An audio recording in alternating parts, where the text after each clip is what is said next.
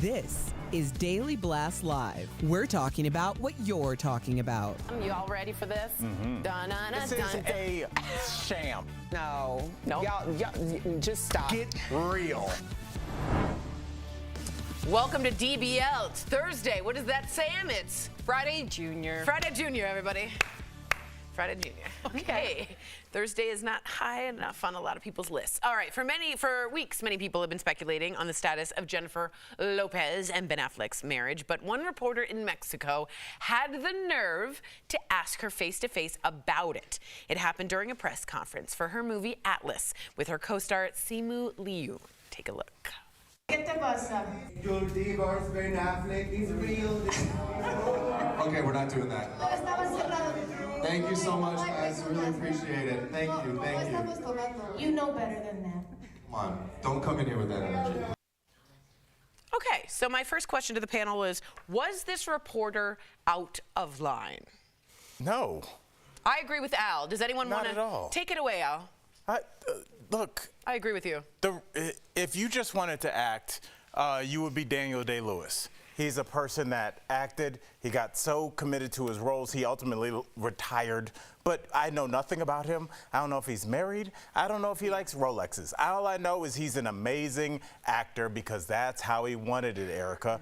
There are other people that are like, come into my living room. I've got 18 pinball machines. Here are my daughters. If you're that person, you open up your life because that is going to give you more of an advantage, more,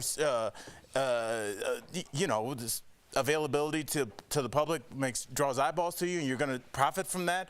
Then when they ask about your daughters, or they ask about your pinball machine, or they ask how your marriage that you've been showing off is going, now I'm out of line. You told me. I'm with you. How else would Salmon I know Man. you were married? I agree with you. Thank you, and I heard the Salmon Man, and it was funny. And you know why? Because you go upstream. it sounds like a musical. Salmon Man. Al Jackson and the Salmon Man at the Community Theater. Man. Anyone disagree?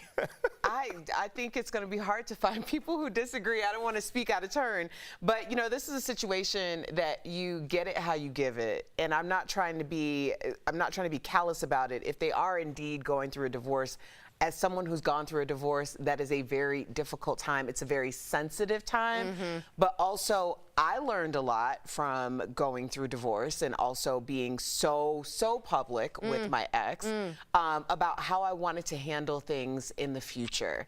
So when you are asked those questions, because you've given us so much information, I mean, there's been newsletters, Documentaries she just had come out. There's been endorsements, like, you know, it's the Ben and Jen 2.0, and there's been a marketing campaign behind it. Totally. So for that reason, you have to expect those questions are going to come your way. I also don't like, really quickly, this pedestal that we continue to put celebrities on. And I get it. I've been guilty of this too. However, yes, that reporter, to answer your question, and I echo both of your sentiments, that's their job. Right. Right? But there's always this air of like, can a reporter ask them that? And I get it. I get that when you're a celebrity, it doesn't mean that we're privy to all of your life. But at the same time, if someone asks you a question that you don't want to answer, I think Jennifer Lopez handled it wonderfully. She smiled, she laughed it off, she tried to say it in a very kitschy way, like, you know better than that, without it coming off as I'm better than you. Right. So I applaud her for the way she handled it, but let's lay off these reporters who are just doing their job. I agree. Let's take a look at another way you could have answered it. That this was a 2012 press conference in Australia for Rihanna's movie Battleship, okay? She was asked about a rumored romance with Ashton Kutcher. Y'all remember, I'm not punking you. This is real. Watch how she responded. Take a look. I just wondered if you are as happy in your private life, and will we be seeing a certain Mr. Ashton Kutcher perhaps making a trip over here? Wow, how disappointing was that question? Should we move on to another one? Absolutely. I think there was a question. We've got to move on. I think I'm there's a question happy and I'm here. single, if that's what you were really asking. So should J-Lo have just said, we're fine? Because she didn't really answer it, making it seem like there might be something there. But yeah, what I was going to say, what if she's not fine? And I think we've kind of talked about this off panel, but I think there's something about J-Lo. You look at where she's gotten to in her career. A lot of people look at a divorce as a failure, which I don't agree that it is. But on the surface level, yes, it is a failure of two people to commit to this union forever. And I don't think people like J-Lo, and this is a compliment to her, fail very often or even understand what that word means. And so she might be trying to process this divorce in real time. She is a person, and so I do grant her that grace. But I like the way Rihanna asked that, but at the same time... I don't like the way Rihanna answered that, and I love Rihanna. Tell me why. Because it just shames the reporter. Just say, no, thank you. Like, don't make it look like that they asked like this bad question and you're better than them. I'm serious. No, I get what you're saying. I don't like it. And I do agree with you, Sam. However, I just remember when this was circulating initially, and there was a lot of context to it that we aren't really appreciating right now in this time.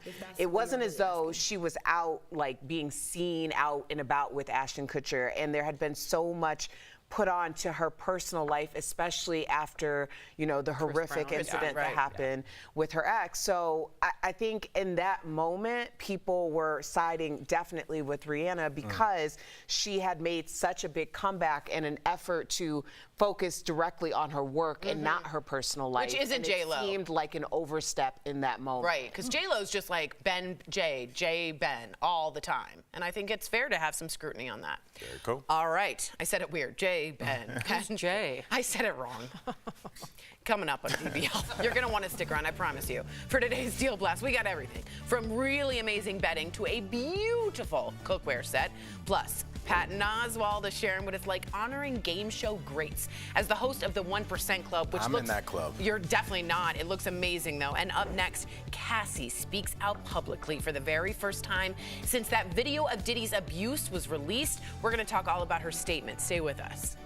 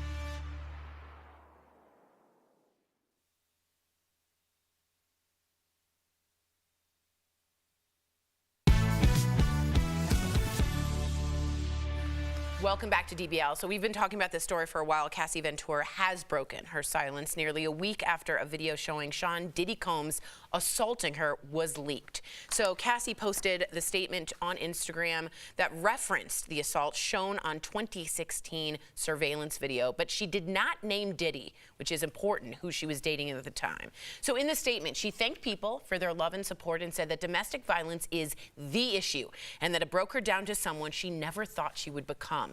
Here's the important part, though. I really want us all to hear this. She went on to say, quote, My only ask is that everyone open your heart to believing victims the first time. It takes a lot of heart to tell the truth out of a situation that you were powerless in.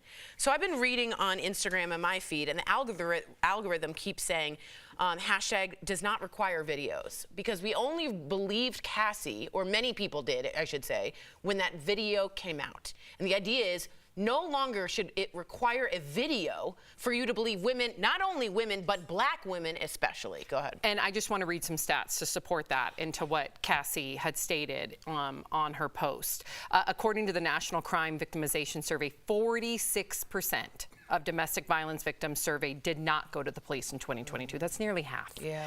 Wow. And over 1 in 3 women and 1 in 4 men have experienced rape, physical violence, and/or stalking by a partner in their lifetime. Good Lord. And then I'll just end with this: the former model that we covered from MTV, I believe we covered it yesterday, or the day before, that has the assault allegations against Diddy. There she is.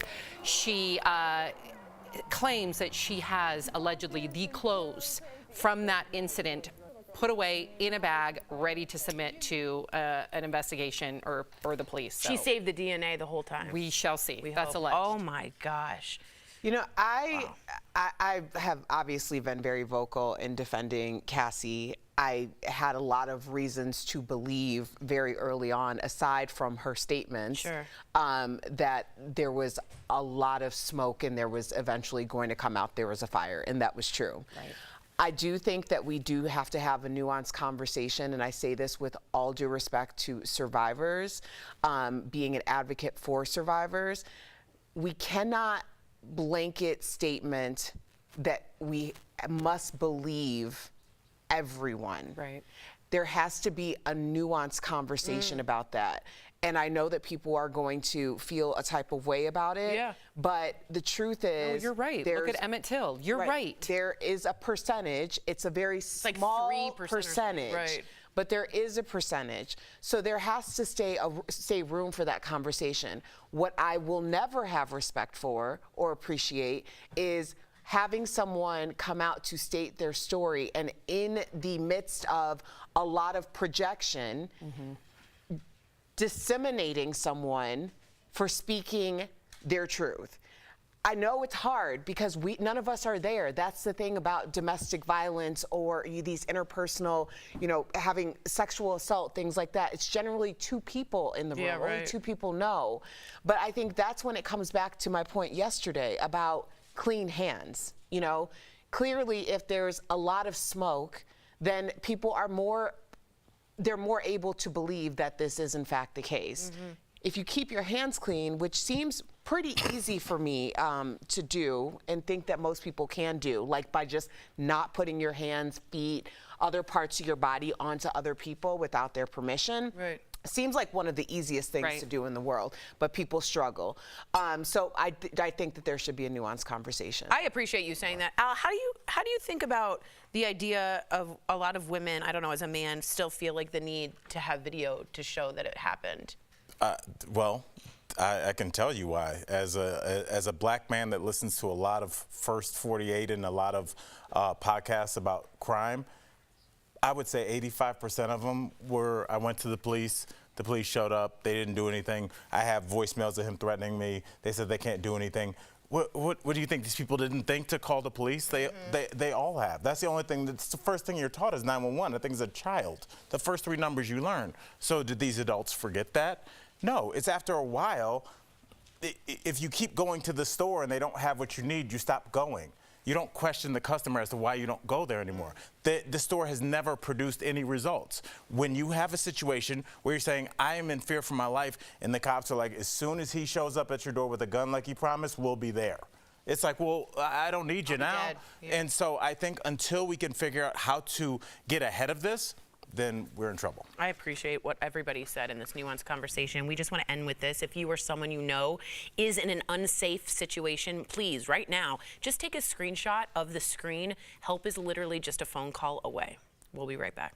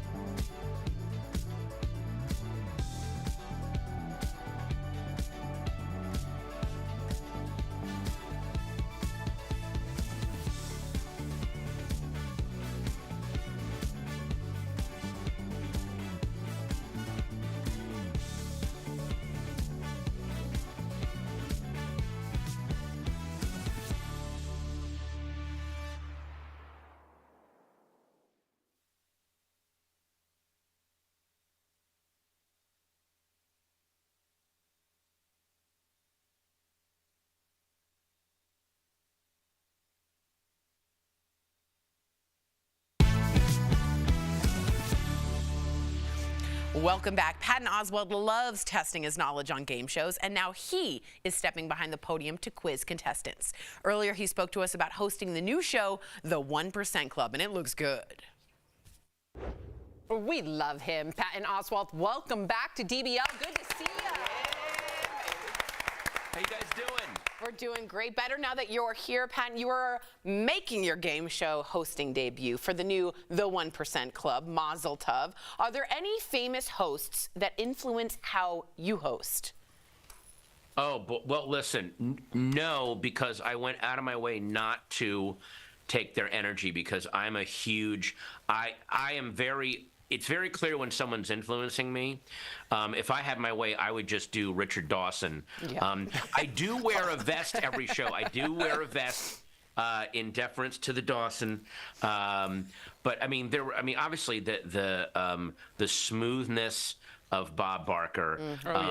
That weird kind of snarkiness of Richard Dawson, the absolute kind of godlike brainiac of Alex Trebek, and then the playfulness of Gene Rayburn. There's so many. Yeah. I walk among gods. The big question is, do you use one of those pencil microphones? Tiny mics? Yeah, the tiny mics. There was a conversation where I was like, can I have... And they're like, well, no, we're not doing any microphones here. But if I could have, there was a brief moment where they were going to maybe let me have that, and they went, no, we can't do that anymore. That would have been my first question. I don't know why. Yeah. Crazy. I know. So how is the 1% Club different than any other game show, and how does it work? Well, basically, you answer first off, the contestants are the audience. It's 100 contestants, and they answer questions that were scientifically polled to, like 90% of Americans got this one, 80% got this next one, and you work your way up to the 1% question. The questions have nothing to do with historical knowledge, facts, trivia. It's all puzzles and how your brain works. Whoa. Contestants, is this woman pulling back the arrow with her left or right foot? Which is...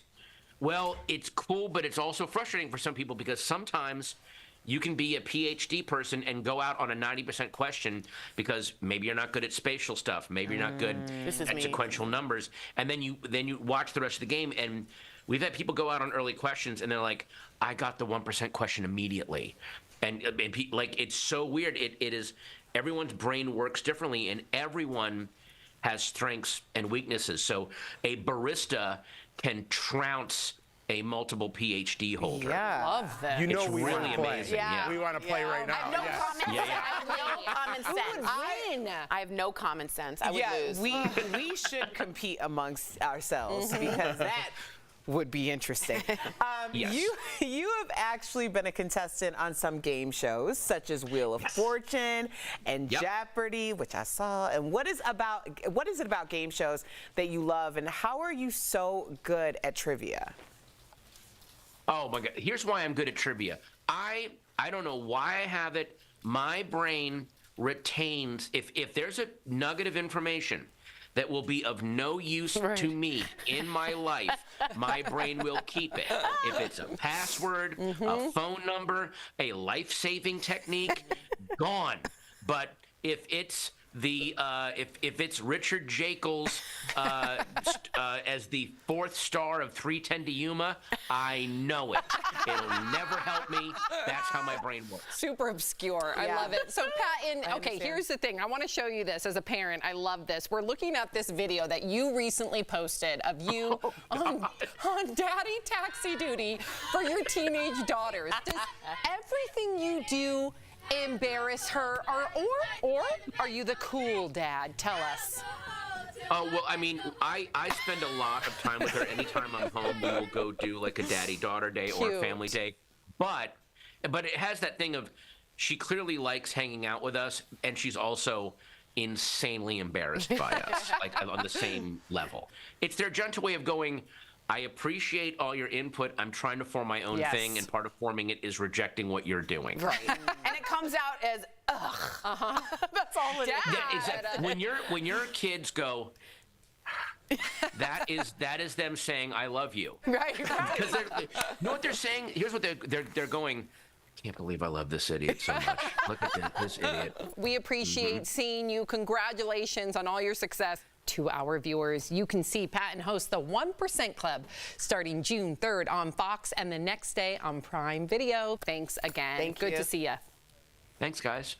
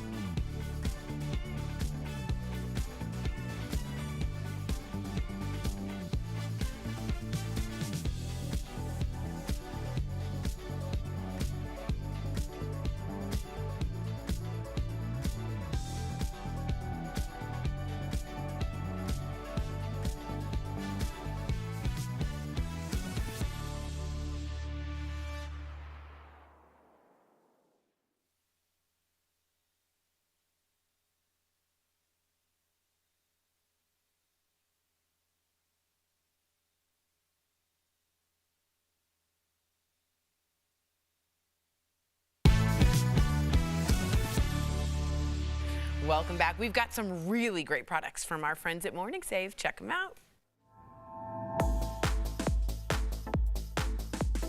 All right, let's go shopping. What do you have for us today, Steph? Hey, Tori. Hi, DBL Nation. I am so excited to show you all of the fabulous things we've got today. You're going to absolutely love it, so get ready to come shopping with me.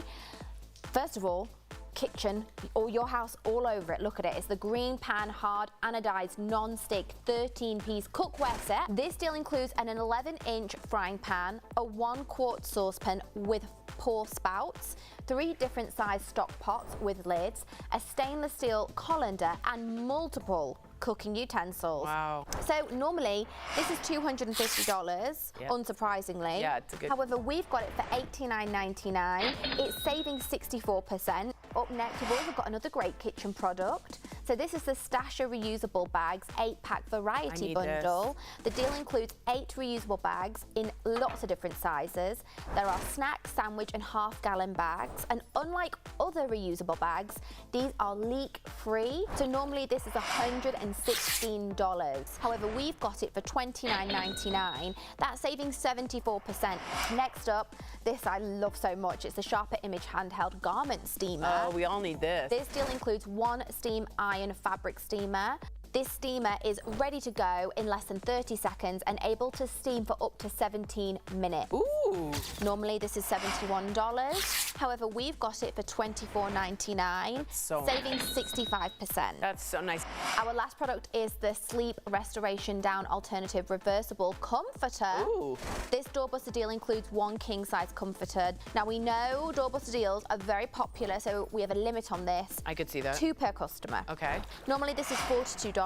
However, we've got it for $20, saving 52%. Head on over to morningsave.com to snag these amazing deals at the lowest prices, or you can even scan the QR code on screen to take you directly to these products on Morning Save's website. Thank you so much, Steph.